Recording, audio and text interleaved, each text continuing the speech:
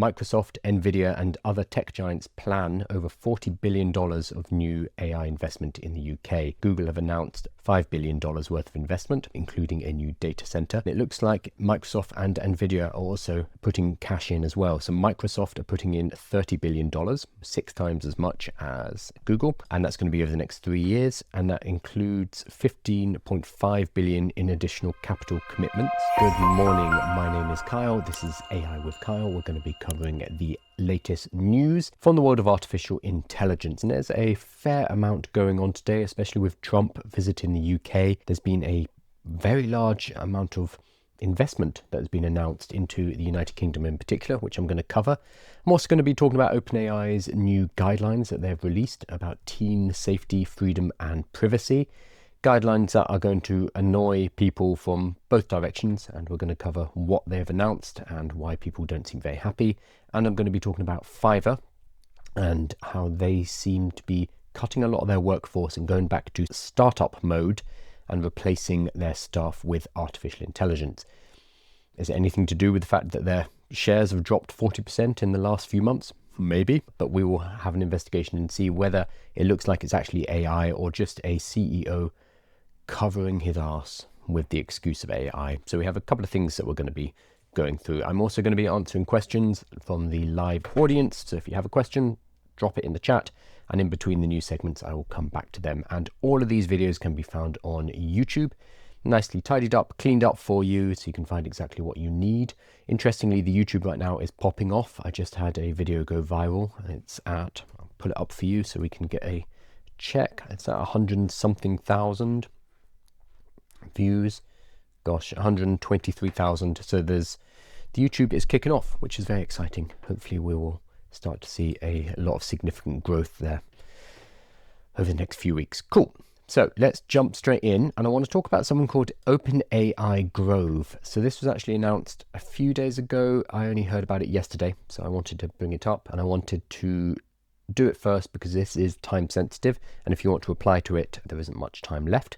OpenAI Grove is a program for individuals early in their company building journey. So if you are building something using artificial intelligence, this is basically an accelerator, a program that you can join with OpenAI, the creators of ChatGPT, and they're going to help you with the building. So today, this was last week, we are announcing the OpenAI Grove, a new program for technical talent at the very start of their company building journey. The Grove is not a startup accelerator or traditional program. Sorry, I misspoke. Lovable Ship did this recently. They had something that was basically an accelerator, but they started by saying, this is not an accelerator. It's okay, what is it then? It looks like OpenAI doing the same thing. So it's not a startup accelerator or traditional program. Instead, it offers pre-idea individuals. Pre-idea, okay. So people have no idea what they're doing. That's fine. Deeply curious about building an AI, a dense talent network co-building with OpenAI researchers and resources designed to accelerate your journey. Sounds like an accelerator, but fine, I won't quibble. As participants explore early concepts, they will receive counsel from the OpenAI team and community with peers in OpenAI Grove. The program is a starting point for a long-term network. Awesome. It will begin with 5 weeks of content and programming hosted in the OpenAI San Francisco HQ, including in-person workshops. And yes, they fly you there if you don't live in San Francisco. So this is cool. Weekly office hours and mentoring from OpenAI technical leaders. In addition to technical support and community, participants will also have the opportunity to get hands-on with new OpenAI tools and models prior to general availability. Following the program, participants will be able to explore raising capital or pursue another avenue internally or externally to OpenAI. Cool. So the first Grove cohort will consist of approximately 15 participants. So it's a small group. We recommend individuals from all backgrounds, disciplines, and experience levels apply. To apply, please submit the form below by September the 24th, 2025. So you've got 7 days, if this sounds interesting to you, to put together an application. Deadline's the 24th. The program dates will be October the 20th through to November the 21st. They should plan for the required in-person sessions during the first and the last week, around October 20th, and at the end of November, you will be flown out to San Francisco, or if you're there already, nice and easy, and you should plan for an additional 4 to 6 hours of work each week in between, etc., etc. Time commitments, 4 to 6 hours a week, program benefits, That's fairly obvious. Is the program in person? The first and the last week of the program will take place in San Francisco. We will cover travel costs for these weeks. Other weeks will be completed asynchronously, so you get on with it in your own time. Entry form is relatively simple. You're putting in your details, where you're from, what stage company you're at, what sector, what are you building, what have you built previously, what do you hope to gain, and is there anything else you'd like us to know? So this sounds like a really cool opportunity if you've been thinking about building with artificial intelligence. And even if you haven't really done very much, this sounds like this is going to be appropriate. I'm not really sure what they're looking for. I don't know how they're going to choose. They don't really talk about their metrics here, because you can be pre-idea, but then it does ask in the application below, what have you built previously and what stage company are you at? So pre-idea, inception, and pre-seed. I don't know if this sounds interesting to you and you have the time, definitely put in an application. I will probably put one in, honestly. Why not? It'd be cool. And yeah, you'll get flown over to San Francisco to meet the OpenAI team and to build something cool. So go for it. It is at, if you Google OpenAI Grove, it should pop up. Otherwise, it's in the OpenAI blog. I wanted to bring this up because you've only got a week to apply, and I haven't seen that many people talking about it, which is probably good if you want to apply, because that might mean there's less competition. Give it a shot. OpenAI Grove, now open and closing in 1 week's time, and they will fly you over. You will build with the OpenAI team. Sounds very cool. Everything's going to be available on the YouTube. I always say this. It's going to be available on YouTube. Just search my username, I am Kyle Balmer, and you'll be able to find everything there. We have just crossed 4,000 subscribers there, so we are growing. We're getting about 200 subscribers a day now, which is really exciting. So we had Codex drop 2 days ago. ChatGPT released a new, not a model, but a new tweak on GPT-5, which made GPT-5 better at coding and agentic tasks in particular. I tried it out. It's good. I've heard from people who use a lot of this stuff that it is good. It seems to be a very tuned model for agentic coding in particular. Claude immediately pushed back. So Codex is really, it's Claude Code and Codex. Codex by OpenAI, the creators of ChatGPT. They're the two in contention here. And we see this again and again in AI in general. People will use ChatGPT and they'll be like, oh, we love this new model. And then after a few months, people are like, oh, it got stupid. It's rubbish now. And then Claude will come out with a new model and everyone's like, oh my God, I use Claude for everything. I'm cancelling my ChatGPT. ChatGPT is dead, RIP. And then they'll use Claude for a few months. And then we get to a point where again, oh, Claude's got stupid. Why is Claude so stupid? It used to be much better. And then boom, ChatGPT comes out with a new model and we swing back the other way. This happens every 2 or 3 months. And it happens with the general models and it happens with the coding models. So we've been going back and forth between Claude Code and the new GPT Codex and the Codex model. That's been the recent swinging, and it will continue, and we will continue to do this again and again. GPT-5 Codex came out 2 days ago. Claude have shot back. They haven't released a new model. There is talk about a Sonnet 4.5 coming soon, but it's not ready, obviously, yet. So Claude have put out some updates in Claude Code. So output styles and learning modes, so new ways to learn in Claude Code. So it will help you to learn how to code whilst you are coding. So that's really cool. So especially if you are somebody who's getting into vibe coding and you don't have a solid base in actually what's happening, you can learn as you are building, which is, I think, one of the most exciting things about vibe coding. Multi-directory support, so you can now open multiple directories and see them all visibly at the top. That's the UI improvement. Looks nice. Sub-agents, so you can now have specialized experts, multiple agents running as sub-agents. So it's like managing a team rather than collaborating one-on-one, and all these agents will go off, do different things, and then come back. You can merge. Background tasks, now this is a big one. You can have tasks running in the background.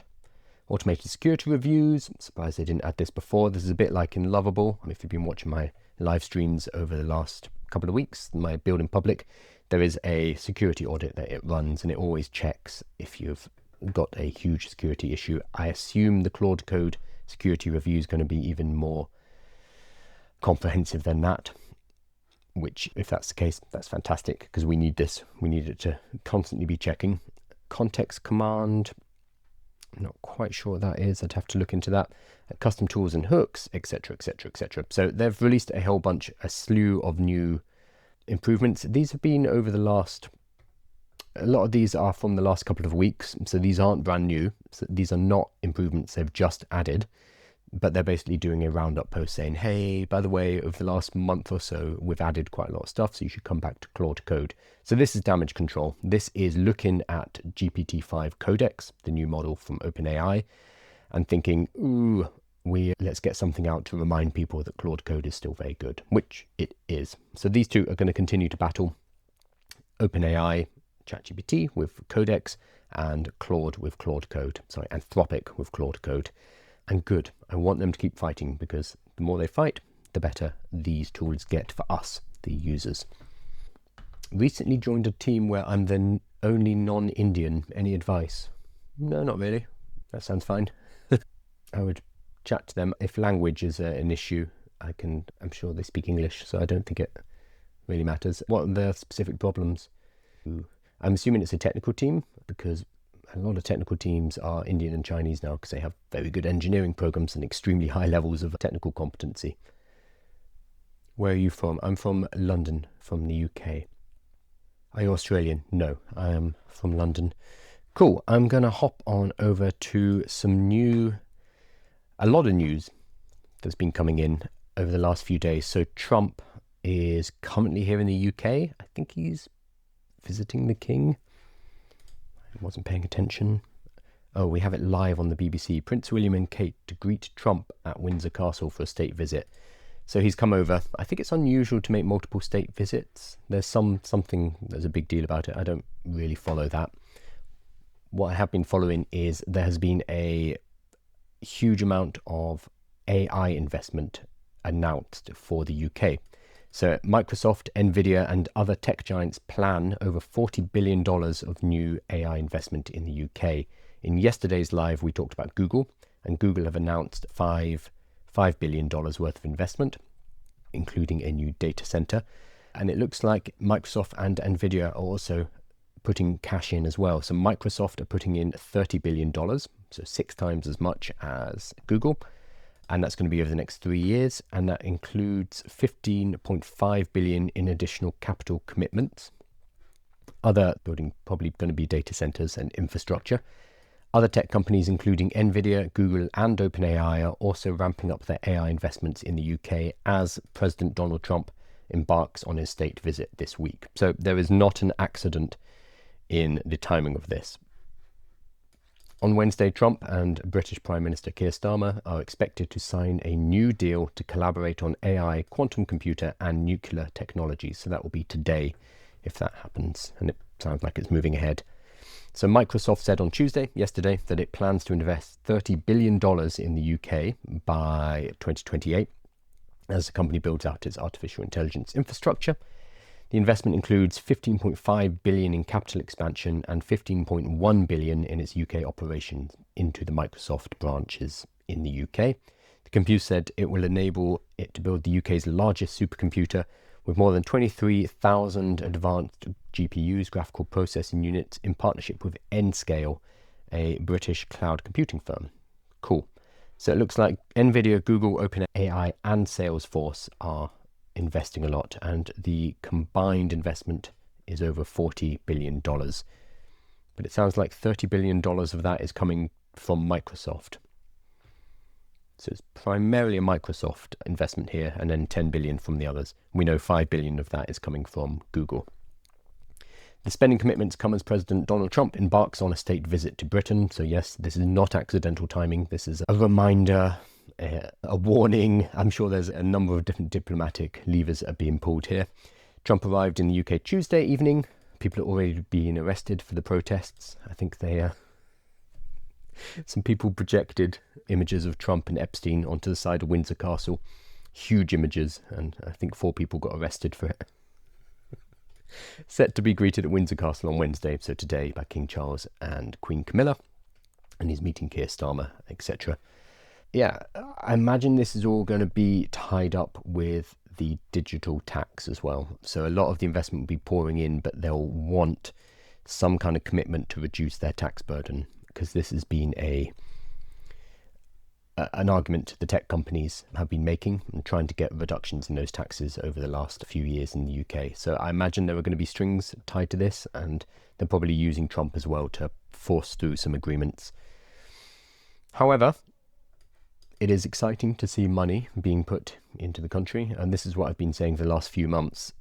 Our AI, so in the UK, I'm in the UK, our AI initiatives so far have been lackluster because there just isn't money. You need money behind these things if you want to actually be a contender.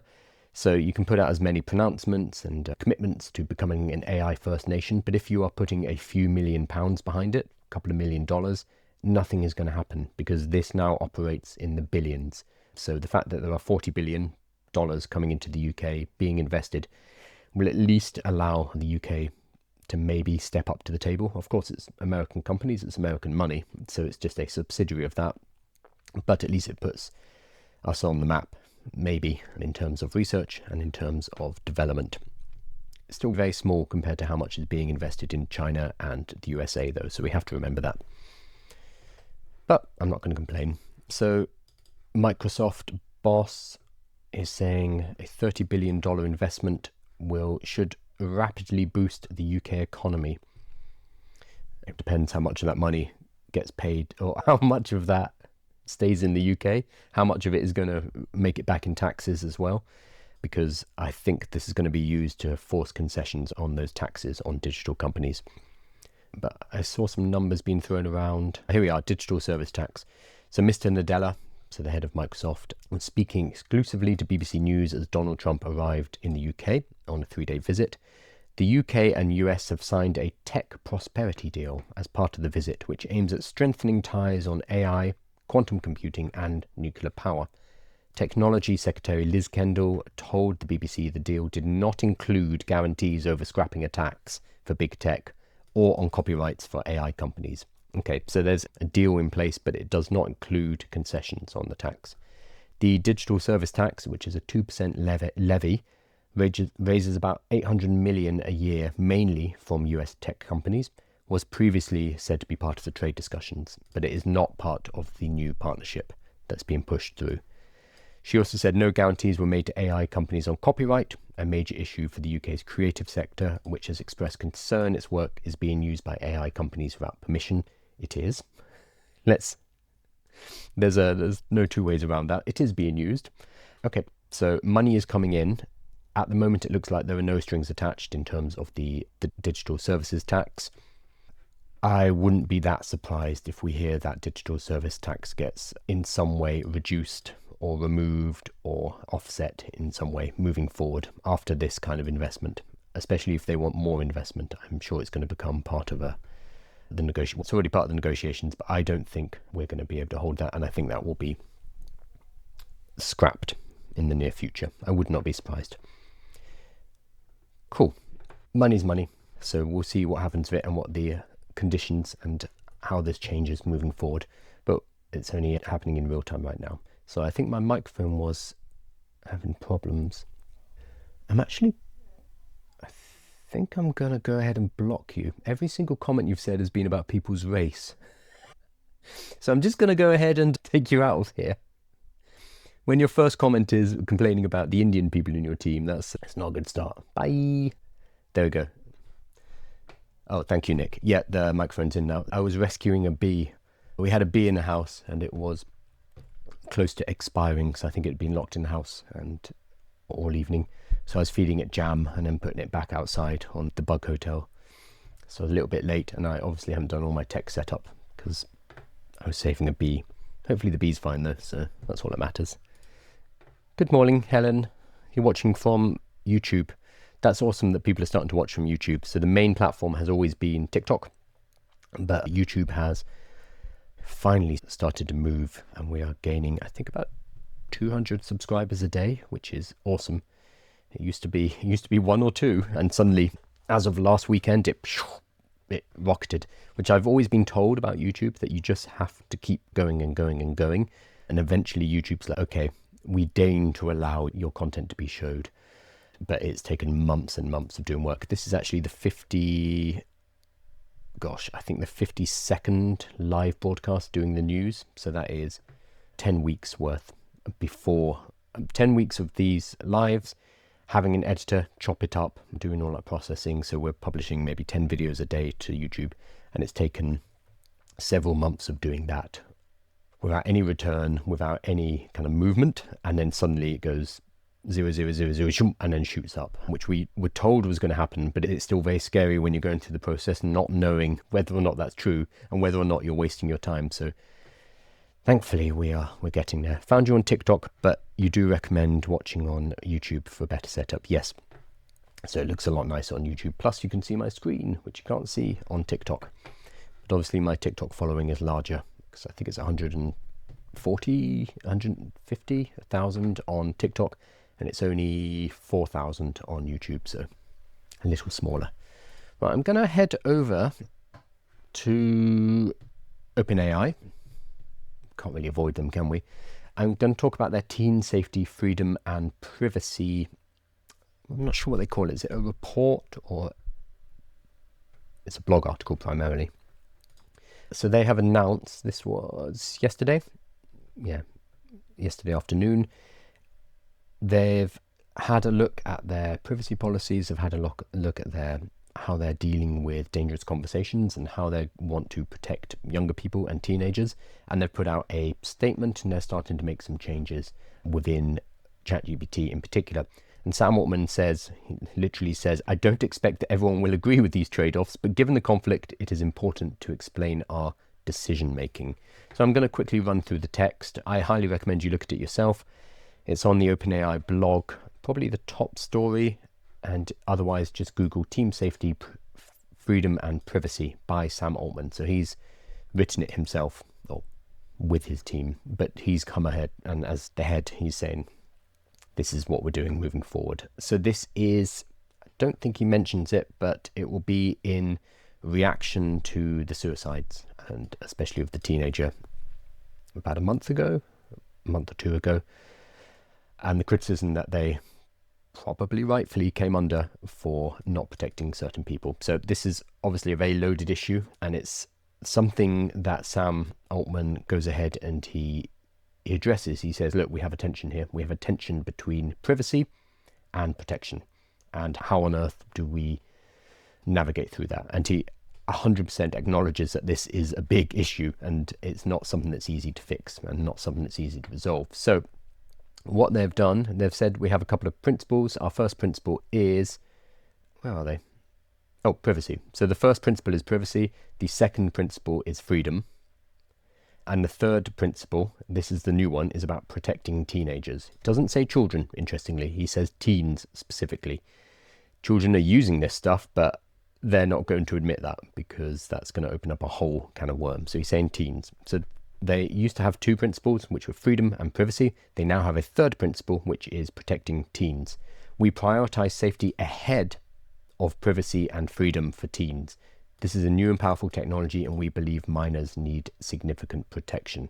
So this is the big headline here, is that in the case of teenagers, privacy and freedom are less important than their protection. So the teenagers using this service will lose freedom and they will lose privacy in order to protect them. So first, we have to separate users who are under 18 from those who aren't. And then it says ChatGPT is intended for people 13 and up. So he probably knows that people under 13 are using it, but he is disowning that. He's saying if you're under 13 and using it, you shouldn't be using it, and that's not our problem. So he's being smart there. We're building an age prediction system to estimate age based on how people use ChatGPT. If there's any doubt, we play it safe and default to the under 18 experience. In some cases or countries, we may also ask for an ID. We know this is a privacy compromise for adults, but we believe it is a worthy trade-off. So this is very similar to what we've been seeing in the UK, Australia, and a number of other countries with the protection of minors by having adults provide their ID to prove their age to access certain sites. It looks like we might be getting something similar within ChatGPT. They're going to try to do a system where it predicts, I think YouTube has a system like this where depending on what you watch, it will use that to predict if you are under 18. So if you're watching lots of Roblox videos and how to, or Minecraft, not Minecraft, that makes me look old, Roblox. If you're watching lots of Roblox videos, then it will probably flag your user account as somebody who is under a certain age. Whereas if you're watching mature content, it will consider you to be a more mature person. So YouTube has a version of this. I haven't seen many reports on how that's going or whether that's even left testing, but it sounds like ChatGPT are going to start with that as their first line of defense, and then they'll fall back on IDs. I imagine this will also be based on the geography. So it says in some cases or countries, we may ask for an ID. So I think in the countries where this is already being mandated for accessing adult sites, accessing Reddit, bizarrely, they will just fall in line and require IDs. So this is why some people are going to be upset about this, because they will see this as an intrusion.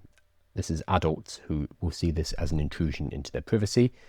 But OpenAI are basically saying we're doing this to protect the teenagers. And they are, which is a very good way to disown the responsibility as well. They do not want that legal responsibility.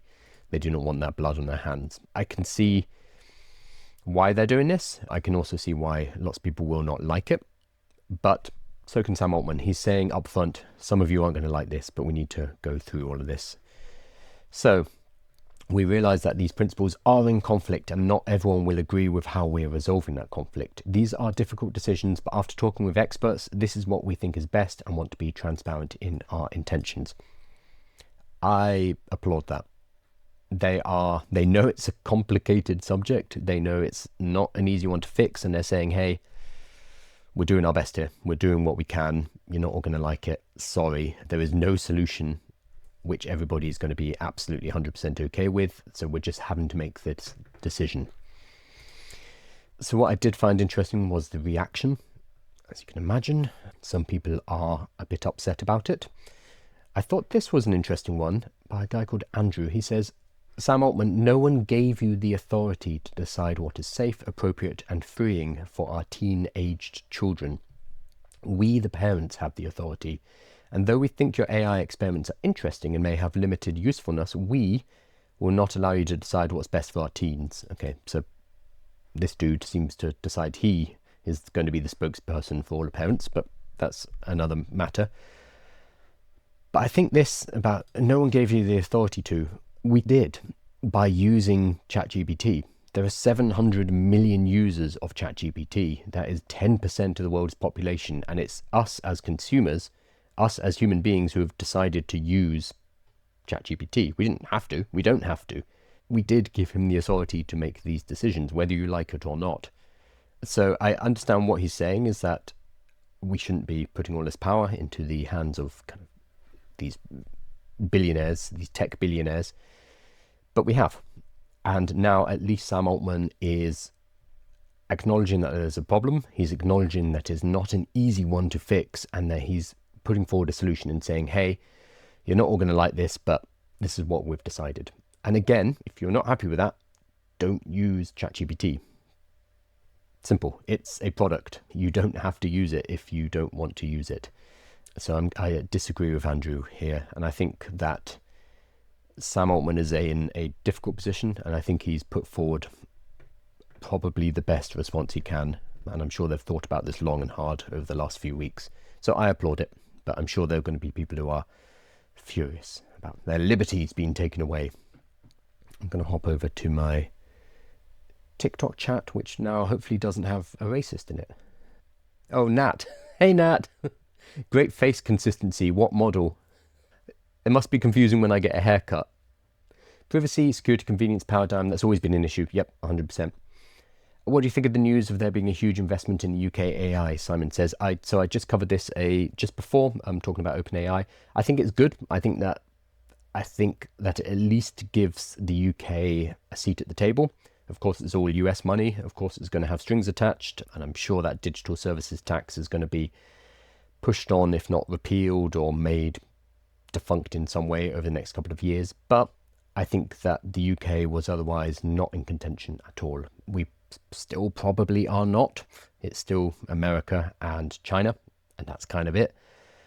But at least this gives us a little bit of breathing room. This is like we're drowning and somebody's given us their emergency oxygen, and maybe we'll be able to make it to the surface. Maybe we'll be able to make something of it. Whereas before of this $40 billion transfusion, we were just not in contention at all. The UK government was making a lot of noise about artificial intelligence, but if you cannot back it up with billions of dollars, not millions, but billions of dollars, all of those words were empty. But now at least there's cash. It is mainly Microsoft cash though. So 30 billion of the 40 billion is Microsoft, 5 billion is Google, and then there's a couple of extra billion from OpenAI, Nvidia, etc. I love it. It's like just a few billion. These companies are now working in the trillions. So Google became a 3 trillion company the other day, I think on Monday. So there are 4 companies worth over $3 trillion. Nvidia is worth over $4 trillion. So they have shot to the next level. Yeah, and I think the UK has not been in contention for a while, economically, and certainly not in artificial intelligence. So it's good to see maybe some glimpse of being able to be part of this, what's happening with AI, with American money, obviously. Is there a way for the average Joe to capitalize on this? Yeah, I'm biased, but I go and give AI workshops to businesses. So there's a lot of businesses, pretty much every business out there needs to work out how to deal with artificial intelligence. It's a discussion every single company on earth is happening right now, and they pay well for you to go and help them with that. So what you can do is you combine your existing industry experience. So if you've worked in the education industry, in the manufacturing industry, in the digital marketing industry, you combine that knowledge with your knowledge of artificial intelligence, and you become a bridge, a translator between the new world of artificial intelligence and the old world of that industry. And you go in and you show them specifically how they can use AI, how they should think about AI, what they should be doing with it, what they shouldn't be doing with it. And you can make good money doing that. So I charge, my normal rate is $2,000 for 1 hour, a 1 hour workshop. The most I've charged is $4,000 for 1 hour. And you can do multiple hours. And then off the back of that, you can also do advisory, consultation, implementation work, etc. The opportunity is becoming that translation point, that bridge between your industry, because you speak the language, you know the stories, you know the metaphors, the kind of examples and use cases that are relevant in your industry, and the world of artificial intelligence. So if you can lock down that and become that intermediary, become that guide, then there's a lot of money that can be made. I'm actually putting together a longer form YouTube video about it. It'll be a 15 to 20 minute guide, which I'm aiming to get out probably this weekend or the next weekend. And I'm also building a tool which will help people do that as well. So that's a really good way to capitalize right now, is becoming known and helping people in your particular industry. Because right now it's fairly open. There isn't like the guy for AI in manufacturing. People are talking about AI generally, but if you niche down and you help a particular industry, the industry that you know, you can do really well. So that would be my suggestion. You can also build. So my next live stream is a vibe coding stream where I'm on day 13 of putting together an application. So I'm going from an idea to launch to revenue within 30 days. We're nearly halfway through. I'm doing 1 hour a day, kind of showing that this is something that people can do, something that people can build. And that's a nice way to, again, leverage your existing industry experience. So if you work in a particular niche, you know exactly what it is that that niche and that industry needs. So you can build it using artificial intelligence now. Whereas previously you'd have to hire coders or find a CTO and raise money to get it done. Now we can build really easily. So that's another very big opportunity right now. Vibe coding is a bit of a hypey word, but the value of vibe coding is being able to build tools that people can use and monetize them very quickly. See you, Nick. Thank you for dropping in. Hey, Aurora, how are you doing? Hey, Elijah. Sebastian says, have you launched the lead gen app? No, not yet. So I started adding more stuff to it. I promised that I would not, but I'm adding a whole ability to generate a landing page inside the application. So it is getting more complex, which I promised I wouldn't do, but I really want to. So I'm aiming still to launch it in the next week or so for the beta test. And then I've got 30 days. That's my deadline to actually launch it and make money with it. And then next month, where are we now? September. Next month, October, I'll build something new. And I'm going to keep building and stacking different applications. That live will start after this live. So it depends when this live finishes. This live will finish in 15, 20 minutes. I'll grab some water and then hop on to the next one. Actually, I've only got one more story. So this will probably be another 10 minutes and then I'll hop over to that one. Also, you can find all of the past Build in Public lives on the YouTube channel. They're in a playlist, so you can see day 1, day 2, day 3, day 4. It's quite a lot because every single day is 1 hour, but it's me walking through the process of how you build an application from scratch and talking about the process as we go along. So it's not just me staring at a screen, which would be a bit boring. It's also chatting about, okay, this is why I'm doing this. Here are some limitations. This is how we work around those limitations. Okay, now this is what we're going to do, etc. Which means I'm less productive than if I just focused, but I think it's more useful because people can see the process, if that makes sense. So that's all available in a YouTube playlist. Right, I'm going to hop over to Fiverr. So you probably know Fiverr. Fiverr is what would you call it? It's like a platform for hiring contractors and freelancers to do generally small jobs. So let's say you wanted somebody to write some social media posts for you. You could hire them for $5. It used to be $5. It's gone up generally. So you'd hire them for a low amount of money. They'd go off and do the work, and that kind of frees up your time and it allows somebody elsewhere to get paid for it. Pretty cool. That's been open for years. However, a lot of the tasks that are done on Fiverr are quite low-level things. They are things like creating social media posts, for example. They tend not to be big, larger project-based tasks. Generally, you'd use Upwork for something like that. So let's say you want a new e-commerce site made. You could go to Upwork and hire a developer or a team of developers, and they would get that done for you. Fiverr tends to be down the lower end of the market. They've tried to change that because they realized there's more money to be made in the larger contracts, but as a whole, Fiverr is that low level of, hey, I need you to write some copy for my sales page, or I need you to make a lead magnet, or I need you to make some kind of Canva social media posts, etc. That level is being eaten alive by artificial intelligence. So over the last couple of years, Fiverr gigs and the money that freelancers made on Fiverr has just fallen off a cliff. We've had data on that for the last couple of years. I don't have it on me here, but have a look at it and it's been horrendous. The bigger thing is that as this has happened, Fiverr's share price has plummeted. So Fiverr, I think it's fallen 40%. Let's put it up. This is the most public. Okay, it's up 1% today. So let's look at the last year. Over the last year, it's fallen 6.6.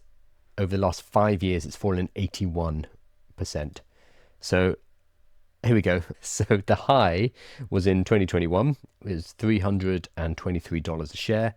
And it had a slow downward trajectory in 2021. And then here we go. November the 12th, 2021, it falls off a cliff. Oh, sorry, no, it's January. This is artificial intelligence starting to kick in at this level. So the last couple of years, their share price has just basically dropped to very little. It's now $23 a share, roughly. Yeah, $23. So it's dropped 80+% in the last couple of years with the advent of AI. So their CEO, he said, we're going back to startup mode. This is a big update I shared with the team. We're turning Fiverr into an AI-first company that's leaner and simpler, dreams bigger, and builds faster. Long and short of it, he's reducing the workforce. I think he's cutting 30% of the workforce within Fiverr. So this is not the freelancers, but the actual Fiverr company itself, cutting about 30% of the workforce and becoming an AI-first company. So this is, he's couching it in terms of No, he's couching it in terms of optimization rather than in terms of survival. But let's have a look. For months, I've been sharing my thoughts on how AI is reshaping not only work, but the increasingly immersive way humans and machines interact. What? This will lead to fundamental changes in how societal activities are organized and how businesses operate. The speed at which technology is changing and the possibilities it brings are incredible, and they demand new thinking and higher velocity to stay at the top of our game. Remember, this is after 3 years of taking an absolute beating from artificial intelligence, so it's taken a little while for this to sink in. 80% down in share prices, so we're already one of the companies to embrace AI across everything we do and reaping the benefits of what small productive AI teams can deliver. Neo, Fiverr Go, dynamic matching, and how we code, market, and provide customer care are all great examples of this. We need to accelerate this mode of work. We can and should dream bigger and build faster, using this moment to build on what's next for Fiverr on a modern, clean, AI-focused infrastructure from the ground up. Our infrastructure was built over the course of many years, and it's not about just adding more people to build on top of it. Oh, it's about simplifying it. This is a different skill and a different mindset. It requires going back to startup mode. Fewer people, more productivity. Yeah, so it goes on and on in this vein about how exciting artificial intelligence is and how it's going to take Fiverr into the next stage of its development. God, it does go on a lot. But the long and short of it is AI has trounced them for years, is demolished their demand because their customers can now go to AI and get the work done instead of hiring somebody through Fiverr. So that's demolished their business model. So they're down 80% in their stock price from their high in 2021. So AI is the big reason for this. But he's saying, oh no, this is 3 years later. Oh, AI is really exciting. What we're going to do is we're going to be AI first. This is an example of a CEO using AI as an excuse to cover their butts. We're seeing this again and again where companies are laying off staff members left and right and saying, oh, it's because of our AI efficiencies. But they haven't yet got those AI efficiencies in place. They fire first with the expectation, the hope, the dream, what did he call it? The hope and the dreams that they'll be able to use AI to fill those gaps. It hasn't worked. We saw at Klarna, it did not work. In Klarna, they were doing financially not very well, but they were pushing for an IPO, again, to try and cover their asses. So if they went public, they'd get an influx of cash and they'd be able to remedy some problems that they had with the business. So they fired a whole bunch of staff to reduce their costs so they can go to the IPO and they can be more attractive to the investors. But the reason they said for firing all of those staff was, oh, we're going AI first. We're going to replace them all with AI. A year or so later, they're like, nope, didn't work. And they rehired all the people. So you have to get these AI productivity boosts in place first. You cannot just fire everybody and then say, yeah, we're replacing them with AI. You have to do, it's putting the cart before the horse. Anyway, they have fired or laying off 250 employees, which is about 30% of their workforce. And some people are saying, here we go, your daily reminder that layoffs are just getting started. He said the company evaluated what AI could do and reached a clear conclusion. As we evaluate what has been done and what can be done, we believe we don't need as many people to operate the existing business. We'll see. I don't think this is going to end very well for Fiverr. I think already they were in the hole because their actual product, which is providing lower level services, has been demolished by AI. So becoming more lean in your operations doesn't really matter if your product is no longer needed by the market. So I think this will slow down their demise, but they're not going to be around for very long. But what do I know? I'm sure they have some plans. We'll see, but I don't have any hopes. Again, not investment advice. Not that you might want to short them, but I'm not going to suggest that. Awesome. I am going to finish up. Just checking questions. Oh, thank you, Aurora, for the roses. I forget about all of those on TikTok. You can find all of these videos over on YouTube. We edit them, we make them more accessible, and there's also a newsletter which comes out every single day, which has a written summary of what was covered the day before, links to the videos, additional resources, etc., etc. It's all free. So YouTube, you're going to search for my username. I am Kyle Balmer in YouTube, and it should pop up immediately. I hope. And for the newsletter, you're going to check the link in my bio. Totally free to sign up, and I'll send that to you with the daily news updates. I'm going to now hop over to my other stream. It's going to be here. So wherever you're watching this, if you're watching this on YouTube, if you're watching this on TikTok, there should be a new stream where I'm going to be continuing to build an application in public. Thank you again, everybody. Whatever the new news is, we should have some news about this Keir Starmer Trump AI deal, maybe. So I'll cover that tomorrow and see if there's anything to it, and see if it requires removing the digital services tax, which I think it might. And I'll also have the live stream as well. But make sure you're subscribed on YouTube, make sure you're subscribed in the newsletter, and I will see you on the second stream. If not, I'll see you all over on YouTube. Thank you, guys.